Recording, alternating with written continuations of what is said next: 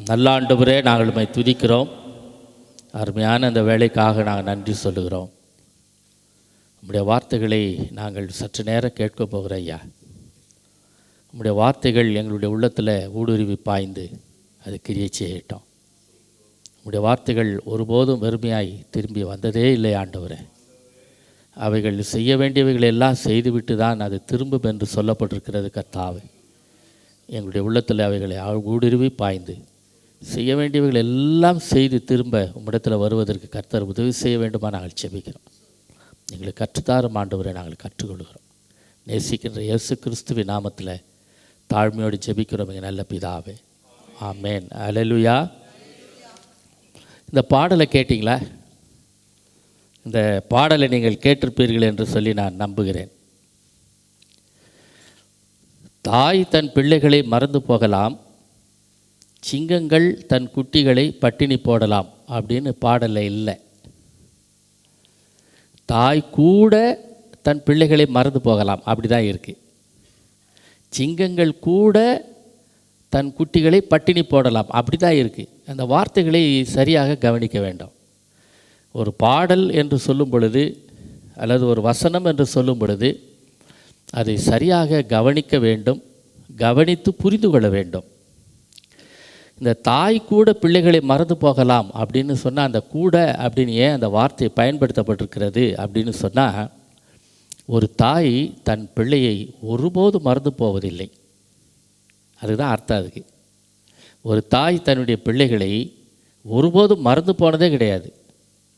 அதுக்கு சோறு ஊட்டினா கூட, தனக்கு இல்லைனா கூட அந்த குழந்தைக்கு சோறு ஊட்டிடுவாங்க. தனக்கு இல்லைனா கூட அந்த குழந்தைக்கு தேவையானவைகளை செய்து விடுவார்கள். அதே போல் சிங்கங்களை குறித்து யோசித்து பார்த்தோம்னா, வேட்டையாடுவது தாய் சிங்கம்தான் வேட்டையாடுமா. அந்த தாய் சிங்கம் வேட்டையாடின அந்த உணவுப் பொருட்களை தன்னுடைய குட்டிகளுக்கு கொடுக்குமா. அதில் குறிப்பிட்டு நீங்கள் பார்த்தீங்கன்னா, இந்த சிங்கங்கள் சிங்க குட்டிகள் ஒருபோதும் பட்டினியாக இருந்ததே இல்லையா. நான் புத்தகங்களில் வாசித்திருக்கிறேன். ஒருபோதும் பட்டினியாக இருந்ததே இல்லையா. ஆனால் அவைகள் கூட பட்டினியாக இருக்குமா. ஒரு தாய் தன் பிள்ளையை ஒருபோதும் மறந்து போனதே இல்லையா. ஆனால் ஒரு தாய் கூட, சில தாய்கள் கூட தன்னுடைய பிள்ளைகளை மறந்து போன காலங்களெல்லாம் உண்டு. இது நமக்கு தெரியும். எதனால் அவங்க மறந்து போனாங்க அதெல்லாம் நான் இப்போது சொல்வதற்கு நான் விரும்பவில்லை.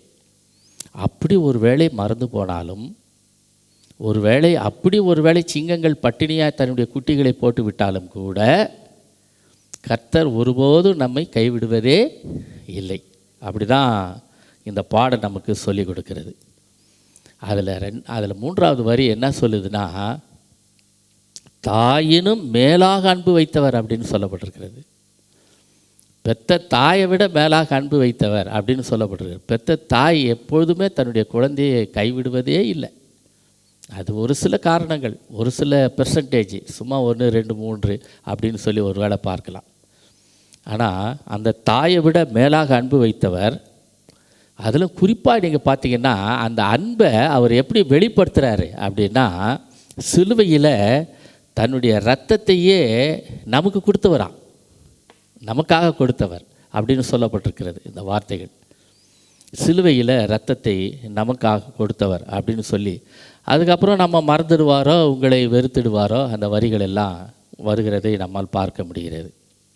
அதனால் கிறிஸ்துவுக்குள் அருமையானவர்களே, சிலுவையில் ஆண்டவர் உங்களுக்காக எனக்காக மிகப்பெரிய ஒரு மீட்பை ஆண்டவர் உண்டு பண்ணி கொடுத்துருக்கிறாருன்னா அவருடைய இரத்தத்தினால தான். சிலுவையில் அவர் சிந்தின அவருடைய இரத்தத்தினால்.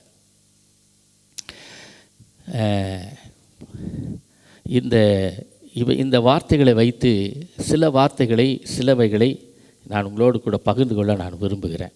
குறிப்பாக அப்போஸ்தலர் நடவடிக்கைகள் 20வது அதிகாரம். அப்போஸ்தலர் நடவடிக்கைகள் 20வது அதிகாரம். அதில் 23, 24 அந்த வசனங்களை நான் வாசிக்கிறேன். 23 கட்டுகளும் உபத்திரவங்களும், தயவுசெய்து மன்னிச்சுங்க, நான் வாசிக்கிறேன், நீங்கள் கவனிங்க.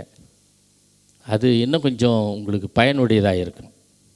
கட்டுகளும் உபத்திரவங்களும் எனக்கு வைத்திருக்கிறது என்று பரிசுத்த ஆவியானவர் பட்டணந்தோறும் தெரிவிக்கிறதை மாத்திரம் அறிந்திருக்கிறேன்.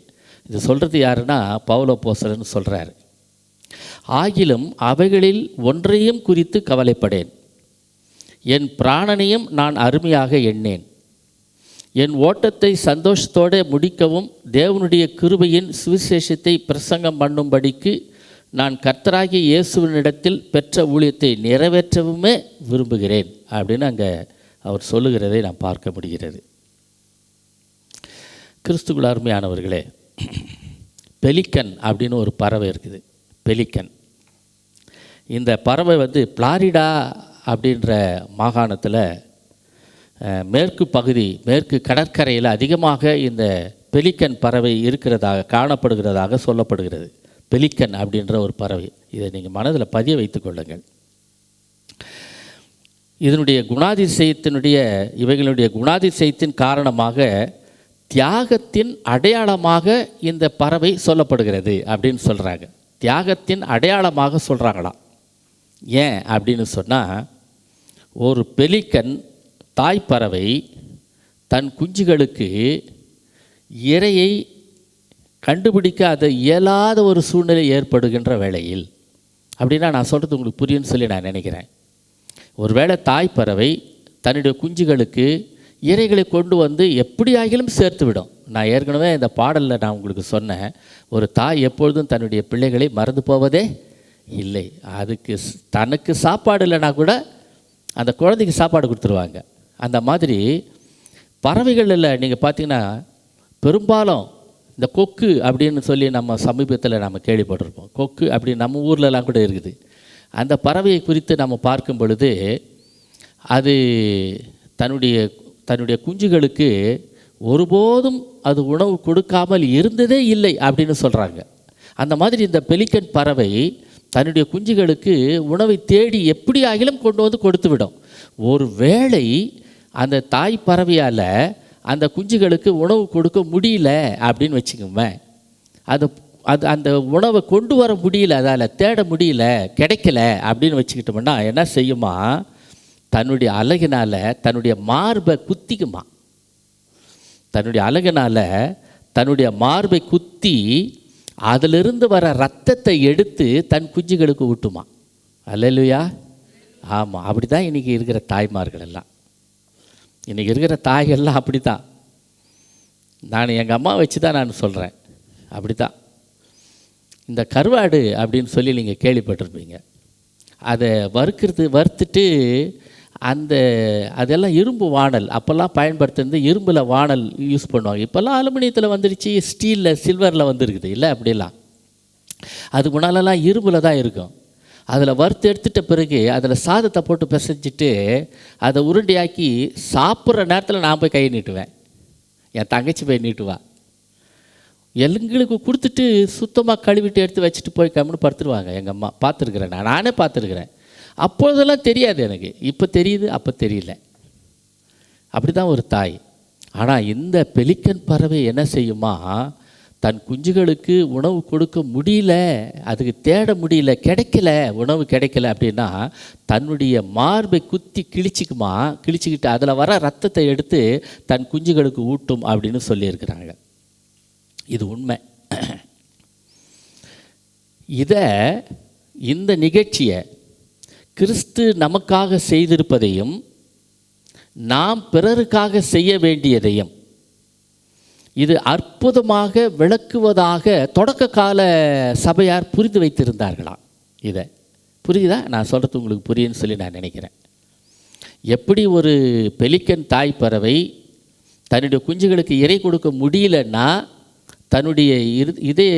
தன்னுடைய மார்பியை குத்தி கிழிச்சிட்டு ரத்தத்தை கொடுக்குமோ, அதை போல தான் ஆண்டவராகி இயேசு கிறிஸ்து தன்னையே சிலுவையில் அடித்து கொண்டு நமக்காக, உங்களுக்காக, எனக்காக மீட்பு உண்டு பண்ணும்படி அவர் தன்னுடைய சொந்த இரத்தத்தையே சிந்தினாராம். நமக்காக தன்னுடைய சொந்த இரத்தத்தையே சிந்தினாராம். இதைத்தான் தொடக்க கால திருச்சபை மக்கள் என்ன நினைச்சாங்களா,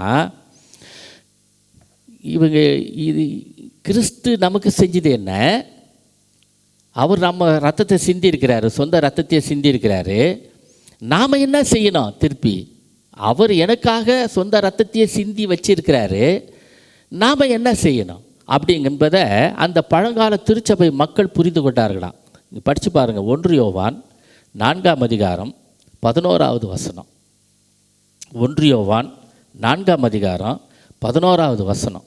அந்த வசனத்தில் பிரியமானவர்களே அப்படின்னு ஸ்டார்ட் பண்ணுறார். பிரியமானவர்களே, தேவன் இவ்விதமாய் நம்மிடத்தில் அன்பு கூர்ந்திருக்க நாமும் ஒருவரில் ஒருவர் அன்பு கூற கடனாளிகளாக இருக்கிறோம் அப்படின்னு சொல்லி வச்சுருக்குதாங்க.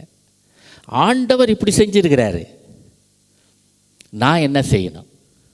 எனக்காக ஆண்டவர் இப்படி செஞ்சு வச்சிருக்கிறார, அவருடைய சொந்த ரத்தத்தையே கொடுத்துட்டு இருக்கிறார, அவர் அடிக்கப்பட்டார, அவர் எனக்காக அவமானப்பட்டார, நான் பட வேண்டிய அவமானத்தை அவர் பட்டார, நான் பட வேண்டிய துக்கத்தையும் துன்பத்தையும் அவர் ஏற்றுக்கொண்டார, நான் பட வேண்டிய பாடுகளை அவர் ஏற்றுக்கொண்டார, எனக்காக எல்லாவற்றையும் சகித்து கொண்டவர் சொந்த ரத்தத்தையே எனக்காக சிலுவையில் சிந்தி என்னை மீட்டு கொண்டார, நான் என்ன செய்ய போகிறேன்? அடுத்த கேள்வி அதுதான் வரணும். அதைத்தான் இந்த பறவையை பார்த்து பழைய திருச்சபை மக்கள், ஆதி திருச்சபை மக்கள் புரிந்து கொண்டார்களாம். நான் என்ன செய்யணும்? நீங்கள் பார்த்தீங்கன்னா ஆதி திருச்சபையினுடைய மக்கள் எல்லாம் என்ன பண்ணாங்கன்னா, யாரெல்லாம் எந்த திருச்சபை மக்கள் எல்லாரும் பசியில் வாடுகிறார்களோ, எங்கெல்லாம் அவங்களுக்கு கிடைக்கப்பெறவில்லையோ அவர்களுக்கெல்லாம் பணத்தை, இவங்களுக்கும் கொஞ்சம் கஷ்டமாக இருக்கும் அந்த சமயத்தில். அந்த சமயத்தில் பணத்தை சேகரித்து அனுப்புனாங்களாம், அவங்களுக்கு அனுப்பி வச்சாங்களாம். எருசலேமில் இருக்கிற திருச்சபையாருக்கு அந்தியோகியாவிலிருந்து அனுப்பி வச்சாங்களாம்.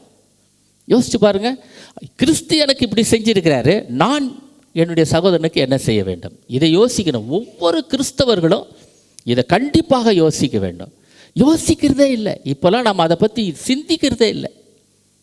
ஏன் சிந்திக்கிறதில்ல? எனக்கு எனக்கு எனக்கு இப்படியே நம்மளுடைய ஜெபங்களெல்லாம் கூட அப்படி தான் இருக்கிறது.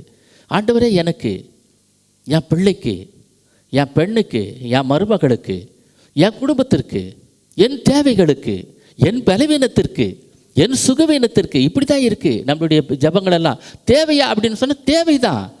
ஆனால் இதை காட்டில மேலான ஒரு காரியம் ஒன்று இருக்கிறது.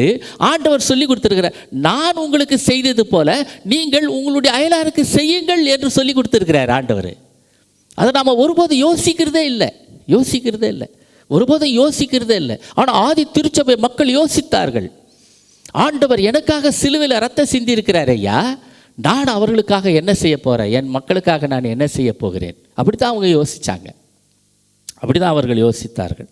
எபேசிய விசுவாசிகளிடத்திலிருந்து பவுல் அப்போஸ்தலன் விடுதலை பெறுவதற்கு, அதாவது அவங்களாண்ட சொல்லிட்டு அவங்ககிட்ட விடை பெறுகிற ஒரு சூழ்நிலை, கடைசி காலம் அப்படின்னு கூட எடுத்துக்கலாம். நம்ம 3வது மிஷினரி பயணம் அப்படின்னு சொல்கிறாங்க. அந்த 3வது மிஷினரி பயணம் பவுல் அப்போஸ்தலன் போகிறது எங்கன்னா எருசலேமை நோக்கி போகிறார். அவர் எருசலேமை நோக்கி போகிறாரு. போகிறதுக்கு முன்னாடி யூதர்கள் செய்த அந்த ஏடாகுடமான விஷயங்கள் எல்லாம், பவுல் அப்போஸ்தலனுக்கு யூதர்கள் செய்த தவறான காரியங்கள், துக்கமான காரியங்கள், துயரமான காரியங்கள், பாடுகள், உபத்திரவங்கள் எல்லாவற்றையும் அவர் நினைத்தவராக எருசலேமை நோக்கி நான் போகிறேன், என்னை ஒருவேளை அவர்கள் கொலை செய்தாலும் செய்து விடுவார்கள், ஆகையினால என்ன சொல்கிறாருன்னா, நான் உங்கள் முகத்தை பார்ப்பது இது கடைசியாக இருக்கும் ஒருவேளை அப்படின்னு சொல்லிட்டு அவர்களை கூப்பிட்டு சொல்லிட்டு போகிறதுக்காக அவர்களை அழைக்கிறாரு. எங்கே அழைக்கிறாரு அப்படின்னு சொன்னால், மிலேத்து அப்படின்ற ஒரு இடத்துக்கு அழைக்கிறாரு. எபேசு என்ற பட்டணத்திலிருந்து மிலேத்து என்கின்ற இடத்திற்கு அவர்களை அழைக்கிறார். எவ்வளோ தூரமானா எருசலேமிலிருந்து 30 மைல் தூரம் அப்படின்னு சொல்கிறாங்க. இப்போ நம்ம கிலோமீட்டர் கணக்கில் பார்த்தோம்னா கிட்டத்தட்ட 50 மைல்கள்.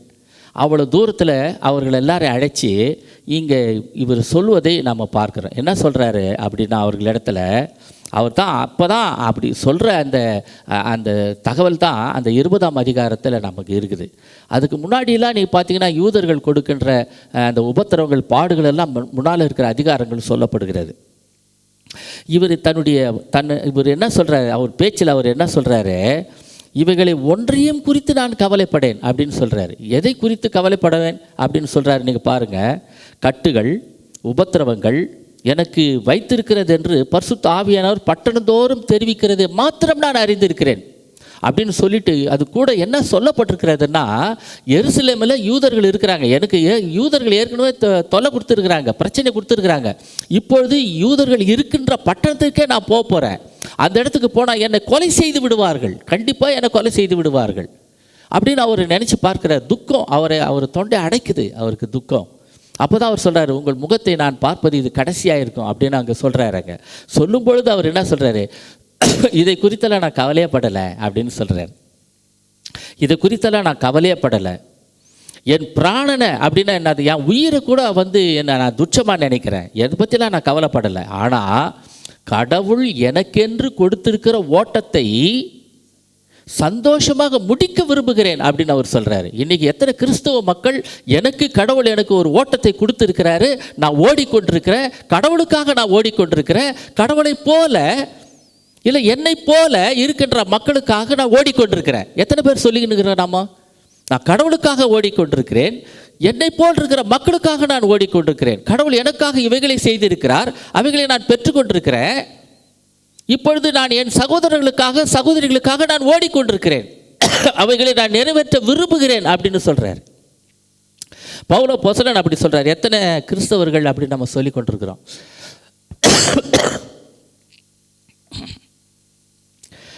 அப்போஸ்தலர் 13ஆம் அதிகாரம் 50வது வசனம் எடுத்துங்க.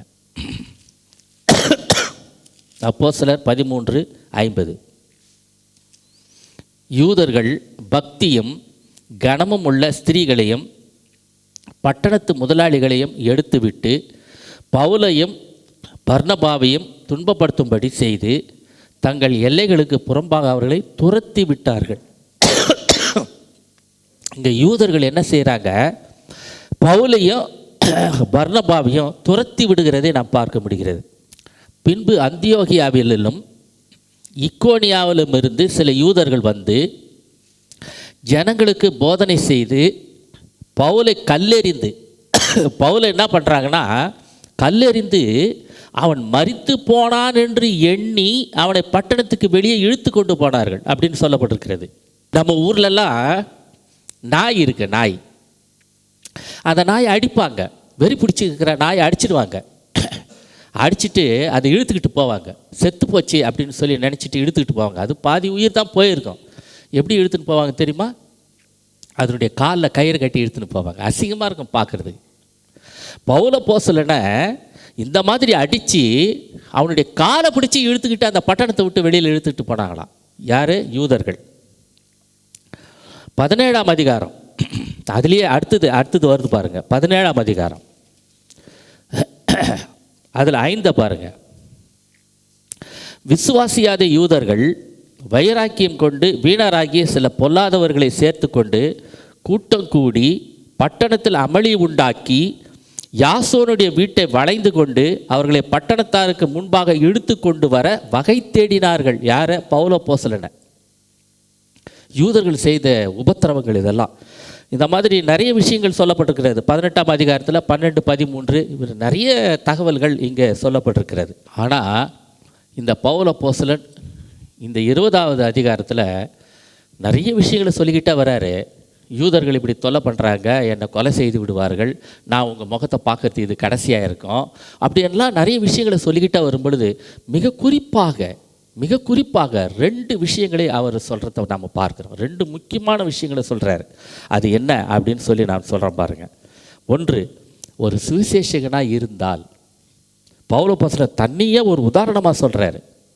ஒரு சுவிசேஷகனாக இருந்தால் அந்த ஊழியக்காரன் அவனுடைய சிறப்பு அம்சங்களில் பார்த்தீங்கன்னா, ஒன்று, எதிர்ப்புகளை குறித்து கவலையே படக்கூடாது அப்படின்றார். எவ்வளோ எதிர்ப்புகள் தெரியுமா இன்றைக்கி நற்செய்தி பணி அறிவிக்கிறதுக்கு? எவ்வளோ எதிர்ப்புகள்! இன்றைக்கி நிறைய எதிர்ப்புகள் இருக்கிறது. இன்றைக்கி தமிழகத்துக்கு வந்து கொண்டிருக்கிறது அந்த எதிர்ப்புகள் எல்லாம்.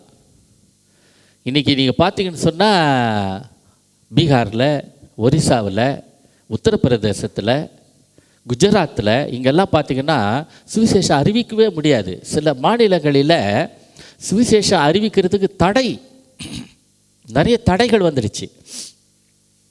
அதில் அவங்க என்ன சொல்கிறாங்க, மதமாற்ற தடை சட்டம் அப்படின்றதெல்லாம் போட்டுட்டாங்க. இன்றைக்கி தமிழ்நாட்டுக்கு வருதானா? ஆமாம், வந்து கொண்டிருக்கிறது. தமிழ்நாட்டுக்கு வருதானா? ஆமாம், வந்து கொண்டிருக்கிறது. இன்றைக்கி நாம் எல்லாரும் ரொம்ப சந்தோஷமாக இருக்கிறோம். இந்த தகவல்களெல்லாம் வெளி மாநிலத்தில் நடந்து கொண்டிருக்கிறதுன்னு கேட்டு கேட்டு ரொம்ப சந்தோஷமாக இருக்கிறோம். அப்படி வெளிநாட்டில் நடக்குது, ஐயோ ஆண்டவரே அதுக்காக நீங்கள் இறங்குங்க அப்படின்னு சொல்லி ஜெபம் பண்ணிக்கிட்டு இருக்கிறோம். ஆனால் நம்ம தமிழ்நாட்டுக்கே இப்போ வரப்போகுது, அது நம்ம தமிழ்நாட்டுக்கே வரப்போகுது. ஆனால் ஒரு ஊழியக்காரன் எப்படி இருக்கணும் அப்படின்னு அவர் சொல்கிறாரு பாருங்க. எந்த எதிர்ப்புகளையும் குறித்து கவலை கொள்ளக்கூடாது. நம்பர் 1 அவர் சொல்கிறாரு. 2வது என்ன சொல்கிறாரு, தன் வாழ்வினை ஒரு பொருட்டாக நினைக்காத, தன் வாழ்க்கையை தன்னுடைய உயிரை ஒரு பொருட்டாக நினைக்காத, அது ரொம்ப விலை மதிப்பு உள்ளதுன்னு நினைக்காத அப்படின்னு சொல்கிறாரு. என்னுடைய வாழ்க்கை இருக்கிறது அல்லது என்னுடைய உயிர் இருக்கிறது, இந்த உயிர் ஒரு விலை மதிப்பு உடையது அப்படின்னு நினைக்காத. அப்படின்னா என்ன அர்த்தம்னா, உன்னை குறித்து நீ உயர்வாக நினைக்காதன்றார் ஆண்டவர். உன்னை குறித்து உயர்வாக நினைக்காத. எவ்வளோ பாடுகள் வந்தாலும் எவ்வளோ கஷ்டங்கள் வந்தாலும் கவலையப்படாத அப்படின்னு சொல்கிறார் ஆண்டவர். கவலைப்படாத. ஐயோ நான் இப்படி போகணுமே அப்படி போகணுமே, நான் வேறு ஒரு இடத்துக்கு மாற்றல் ஆகணுமே, என்னை வீடு காலி பண்ண சொல்லிட்டாங்களே, நான் என்ன பண்ணுறது, நான் புதிய ஒரு இடத்தை நான் வாங்கணுமே, என்ன செய்வது, இப்போ ஆகஸ்ட் மாதம் நான் 8வது ஆண்டு விழா கொண்டாடணுமே, என்ன செய்வது. கவலையே கவலைப்படாத. இந்த உலகத்தை படைத்தவர் அவராச்சே, பொண்ணும் வெள்ளி என்னுடையதுன்னு சொல்கிறாரே, என்கிட்ட இருக்கிறத நான் உனக்கு கொடுக்குறேன்ட்டு பேதுரு சொன்னானே, நீயா கவலைப்பட வேண்டிய அவசியம் என்ன இருக்கிறது. சொல்ல வேண்டியது யார்கிட்ட சொல்லணும், சொல்லியிருக்கிறியா, அவர்கிட்ட சொல்லிட்டியா, அவர்கிட்ட சொல்லு. ஒரு ஊழியக்காரன் எப்படி இருக்கணும் அப்படின்னா, வருகின்ற உபத்திரவங்களை பாடுகளை குறித்து கவலையப்படாத. 2வது என்னன்னா, தான் உயிரை குறித்து யோசிக்காத, உன்னை ஒரு பொருட்டாவே நினைக்காத அப்படின்னு சொல்கிறாரு. இந்த 2 காரியங்கள். இன்னொரு காரியம் என்னன்னு சொல்கிறாருன்னா, வாங்குகிறதை பார்க்கலாம் கொடுக்கறது நல்லது. எத்தனாவது வசனம் தெரியுமா? 35வது வசனத்தை வாசி பாருங்கள். 20:35. அதில் அவர் சொல்கிறாரு, ஏன்னா எனக்கும் நான் வாழ்வதற்கும் என் கூட இருக்கிறவர்களுக்கும் அவங்களுக்கும் கூட என் கைகளே வேலை செய்தது அப்படின்னு சொல்கிறார். 34வது வசனத்தில் என் கைகளே வேலை செஞ்சதுயா, கூடார தொழில் செஞ்சுருக்கிறாரு, நானே உழைச்சிருக்கிறேன், நான் யார்கிட்டையும் நான் வாங்கலை, நானே உழைச்சிருக்கிறேன் அப்படின்னு சொல்லிட்டு என்ன சொல்கிறாரு அங்கே, என்ன நீ வாங்கிறது பெரிய விஷயம் இல்லையா, நீ என்ன பண்ணணுமா, கொடு. ஏற்கனவே நான் உங்களுக்கு முதல்ல ஒன்று சொன்னேன். நான் என்ன சொன்னேன்னு சொன்னால், ஆதி திருச்சபை மக்கள் என்ன நினச்சாங்க, இந்த பெலிக்கன் பறவை மாதிரி பார்த்துட்டு அவர்கள் என்ன சொன்னாங்க, கிறிஸ்து எனக்கு என்ன செய்திருக்கிறார் என்பதை நான் நினைக்கும் பொழுது நான் மற்றவர்களுக்கு என்ன செய்திருக்கிறேன் என்று நினைக்கணுமா. தயவுசெய்து நினச்சிங்க. இங்கே பார்த்தீங்கன்னா, வாங்குகிறதை காட்டிலும் கொடுக்கிறதே பாக்கியம் அப்படின்னு இயேசுநாதர் சொன்னார். அதை நினைவு கூறுறாரு. இயேசுநாதர் ஏற்கனவே சொன்னாரா? ஆமாம் சொன்னார். வாங்கிறத பார்க்கலாம் கொடுக்கறது ரொம்ப நல்லது அப்படின்னு சொன்னார். அமுக்கி குலுக்கி சரிந்து விழும்படி கொடுக்கப்படும் உனக்கு. பழைய ஏற்பாட்டில் நம்ம வாசிக்கிறோம். புதிய ஏற்பாட்டில் என்ன சொல்கிறாரு, அவனவன் கட்டாயமாக அல்ல விசனமாயும் அல்ல, அவன் மனசில் என்ன தோணுதை குடுற அப்படின்னு சொல்லிட்டார். அதுக்கு என்ன அர்த்தம் தெரியுமா? இன்றைக்கெல்லாம் தசம பாகம்னு சொல்லிக்கிட்டு இருக்கிறாங்க, சும்மா சுற்றிக்கிட்டு இருக்கிறாங்க தசம பாகத்தை சொல்லிக்கிட்டு. அதுக்கு என்ன அர்த்தம் தெரியுமா? 10ல் ஒரு பங்கு எடுத்து வச்சு கொடுத்துட்டாங்கன்னா நான் தசம பாகம் கொடுத்துட்டேன்னு சொல்கிறாங்க. அப்படி இல்லை. மன விருப்பத்தின்படி கொடுன்னா என்ன அர்த்தம் தெரியுமா? தசம பாகத்தை விட அதிகமாக கொடுறான்னு அர்த்தம். அதுக்கு அதிகமாக கொடு, உங்ககிட்ட இருக்கிறதெல்லாம் வாரி கொடுன்னு சொல்லி அர்த்தம். அதுக்கு தசம பாகமா சும்மா கொஞ்சம் கொடுத்துட்டு நான் கொடுத்துட்டேன் அப்படின்னு சொல்லி நினைக்கிறது இல்லை. உங்ககிட்ட இருக்கிறதெல்லாம் கொடுத்துரு அப்படின்னு சொல்லி. இப்போ கொஞ்ச நேரத்துக்கு முன்னால் அவர் சந்திரமோகன் அவர்கள் பேசிட்டு போனார். என்ன சொல்லிட்டு போனார்? சகையை பற்றி சொல்லிட்டு போனார். இல்லை அப்படி தானே சொன்னார். நான் ஒரு விஷயம் அதுக்கிட்ட சொல்லட்டுமா? முக்கியமான நல்ல ஒரு விஷயத்தை நான் உங்களுக்கு சொல்கிறேன். இயேசுநாதர் சொல்கிறாரு சகையை பார்த்து, இன்றைக்கு நான் உன் வீட்டில் தங்கணும் அப்படின்னு அவங்க சொல்லும் பொழுது பக்கத்தில் இருக்கிறவங்களாம் முறுமுறுக்கிறாங்க.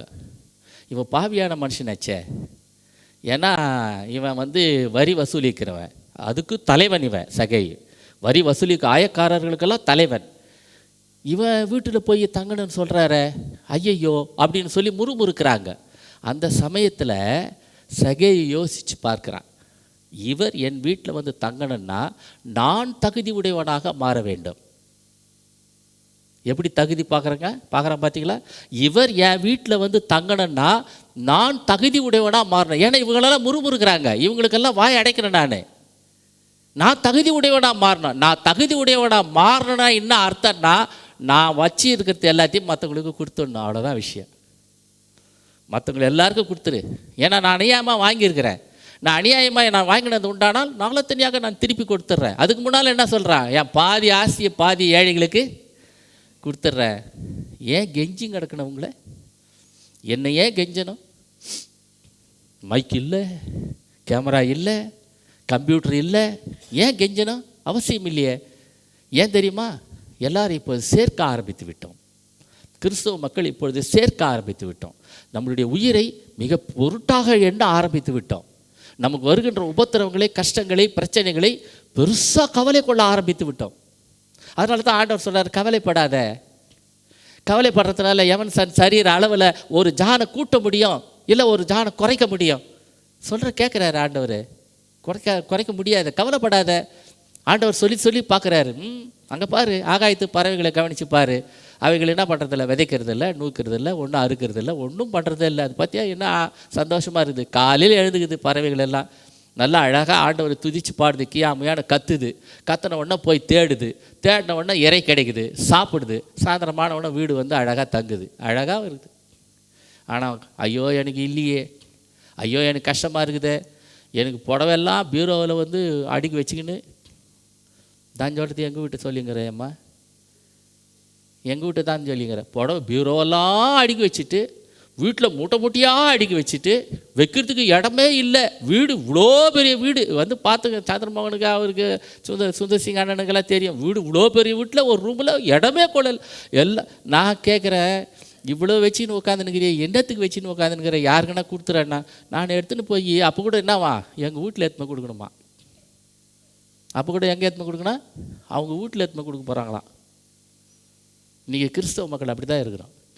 எனக்கு எனக்கு எனக்கு என் வீட்டுக்கு என் வீட்டுக்கு என் வீட்டுக்கு, என் சொந்தத்துக்கு என் சொந்தத்துக்கு, எங்கள் அம்மா வீட்டுக்கு எங்கள் அம்மா வீட்டுக்கு, என் அண்ணனுக்கு, என் தம்பிக்கு, என் தம்பி பொண்டாட்டிக்கு, என் அண்ணன் பொண்டாட்டிக்கு, இப்படி தான் நினச்சிட்டு இருக்கிற உட்காந்துருக்கிறேன் நம்ம எல்லாரும்.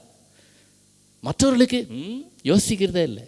என்னை போல் சிரிக்கிறானே, என்னை போல் அழறானே, என்னை போல் துக்கம் கொள்றானே, என்னை போல் சிந்தனை இருக்குது அவனுக்கு, என்னை போல் எல்லாவற்றையும் சிந்திக்கிறானே, என்னை போல் வாழ்கிறானே, என்னை போல் கஷ்டப்படுறானே, அவனுக்கு நான் கொஞ்சம் கொடுக்குறேன். கொடுக்குறோமா? கொடுக்குறதே இல்லை. இந்த பெலிக்கன் பறவை போல் கொஞ்சம் யோசிச்சு பார்க்கலாமே. ஆண்டவர் நமக்கு எவ்வளோ கொடுத்துருக்கிறாரு. அவருடைய ரத்தத்தையே கொடுத்துட்டார், உயிரியே கொடுத்துட்டாரியா. அவருடைய ரத்தத்தை சிந்தினார்னா, ரத்தம் எதில் இருக்குதா? பழைய ஏற்பாடு சொல்லுகிறது, உயிர் எதில் இருக்குது? ரத்தத்தில் இருக்குது. அதுதான் ரத்தத்தையே கொடுத்துட்டார், உயிரே கொடுத்துட்டார் நமக்காக. அப்படி கொடுத்தவருக்கு நாம் என்ன செய்யணுமா? மற்றவர்களுக்கு என்ன செய்யணும்னு யோசிக்கணுமா? ஆண்டவர் எனக்கு இதை கொடுத்துட்டாரு, அவர் உயிரே கொடுத்துட்டாரு, நான் மற்றவங்களுக்கு என்ன செய்யணும்னு யோசிக்கணுமா? அதான் 1 யோவானில் நம்ம படிக்கிறோம், 4ஆம் அதிகாரத்தில் 11ஆவது வசனத்தில் அப்படி தான் படிக்கிறோம். தயவுசெய்து படிங்க, பைபிளை நல்லா படிங்க. நான் அந்த பாடலுக்கு நான் சொன்ன பாருங்க, அதில் வரிகள் எல்லாம் ரொம்ப நேர்த்தியாக அந்த வரிகளை யோசித்து தான் எழுதியிருக்கிறாங்க. தாய் கூட பிள்ளைகளை மறந்து போகலாம், சிங்கங்கூட குட்டிகளை பட்டினி போடலாம். அப்படி தானே இருக்குது. தாயனும் மேலாக அன்பு வைத்தவர், அப்படி தானே சொல்லியிருக்குது. சிலுவையில் ரத்தத்தையே சிலுவையில் நமக்காக சிந்தினவர். மறந்துடுவாரோ? உன்னை வெறுத்துடுவாரோ? கவலைப்படாத, நம்பிக்கையாயிரு. ஆண்டவர் உன்னை ஒருபோதும் கைவிட மாட்டார். ஜெபம் பண்ணலாமா? ஜெபம் பண்ணுவோம். நல்ல ஆண்டவரே, நாங்கள் நம்ம துதிக்கிறோம். நல்ல ஆண்டவரே, நாங்கள் நம்ம துதிக்கிறோம், நம்ம ஸ்தோத்திரிக்கிறோம், நாங்கள் நமக்கு நன்றி சொல்லுகிறோம். இந்த பெலிக்கன் பறவை ஒரு வேளை தன்னுடைய குஞ்சுகளுக்கு தன்னுடைய இரத்தத்தையே உணவாக கொடுக்கின்ற அந்த பெலிக்கன் பறவை கூட தன் குட்டிகளை மறந்து போகலாம் ஐயா, தன் குஞ்சுகளை மறந்து போகலாம். சிங்கங்கள் கூட தன் குட்டிகளை பட்டினி போடலாம் ஐயா. ஆனால் நீங்களோ ஒருபோதும் ஆண்டவரை எங்களை கைவிடுவதே இல்லையப்பா. அப்பா, நீர் எங்களை கைவிடுவதே இல்லை. எங்களை எப்பொழுதும் பார்த்து கொண்டே இருக்கிறீங்களா, எங்களை அருகிலேயே இருக்கிறீங்க ஐயா. ஐயா, நாங்கள் பட்டினியாக கிடந்த நாட்களே இல்லை ஐயா. நாங்கள் பட்டினியாக இருந்தாலும் எங்களுக்கு சோறு கொடுக்குறீங்க ஐயா, எங்களுக்கு தண்ணி கொடுக்குறீங்க, எங்களை வாழ வைக்கிறீங்க, எங்களை ஆறுதல் படுத்துறீங்க, எங்கள் சரீரத்தின் சிகுவினங்களெல்லாம் மாற்றுறீங்க, எங்கள் வாழ்நாளெல்லாம் கூட்டி கொடுக்குறீங்க. என்றைக்கு நாங்கள் மண்ணுக்குள்ளே போய் புல் முளைச்சிருக்க ஐயா. ஆனால் இத்தனை வருடங்கள் எங்கள் வாழ்நாளில் கூட்டி கொடுத்துருக்கிறீங்க. அப்படிப்பட்ட உங்களுடைய அன்பு எவ்வளவு பெரியது. நீர் எல்லாவற்றையும் ஆண்டவர் எங்களுக்காக செய்யும் பொழுது நாங்கள் எல்லாவற்றையும் மற்றவர்களுக்காக செய்ய வேண்டுமே. அதை நாங்கள் யோசிக்க கர்த்தர் எங்களுக்கு உதவி செய்ய வேண்டுமா நாங்கள் செபிக்கிறோம். எங்களோடு கூட நீர் பேசின ஒவ்வொரு வார்த்தைகளுக்காக நன்றி சொல்லுகிறோம். ஆண்டவரே, நாங்கள் உமக்கு நன்றி சொல்லுகிறோம். நாங்கள் மற்றவர்களுக்காக கொடுக்க, வாங்குகிறதை காட்டிலும் கொடுக்கிறதே மேலானது என்று எங்களுக்கு கற்றுக் கொடுத்திருக்கிறீர். அதற்காக நாங்கள் நன்றி சொல்லுகிறோம். ஆண்டவரை, நாங்கள் கவலைப்படாதபடிக்கு எங்கள் உயிரையே கூட ஆண்டவரை நாங்கள் துச்சமாய் எண்ணி ஆண்டவரை உமக்காக, ஆண்டவரை மற்றவர்களுக்காக வாழ்ந்து முடிக்க கர்த்தர் எங்களுக்கு உதவி செய்ய வேண்டுமா நாங்கள் ஜெபிக்கிறோம். நேசிக்கின்ற இயேசு கிறிஸ்துவின் நாமத்தில் தாழ்மையோடு ஜெபிக்கிறோம் எங்கள் நல்ல பிதாவே. ஆமென்.